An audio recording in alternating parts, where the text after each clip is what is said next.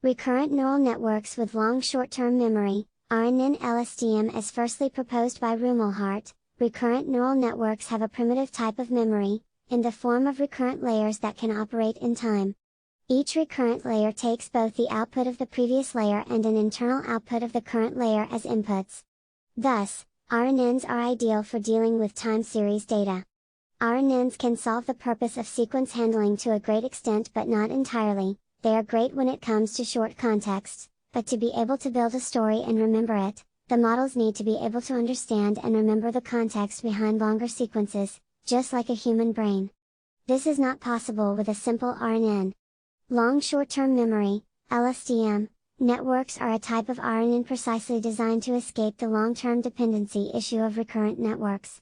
LSTM recurrent networks, RNN-LSTM, have memory cells that have an internal recurrence, a self loop, in addition to the outer recurrence of the RNN. The latter adds a nonlinear transformation to the inputs. These memory cells, are controlled mainly by the memory door, the forgetting door, height, and the output door.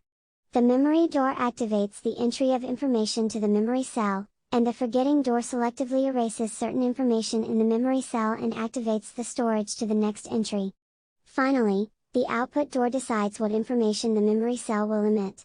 The LSTM network structure is illustrated in. Each cell has 3 gate activation functions sigma and 2 output activation functions defined by tanh as a nonlinear transfer function. LSTM cell structure, based on the work by. In addition, they classify and predict based on time series data, since there may be delays of unknown duration between important events in a series of time.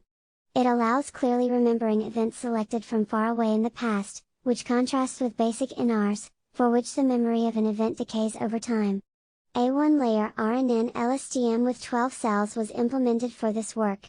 Both DL models were implemented using Keras, with TensorFlow as backend, in Python.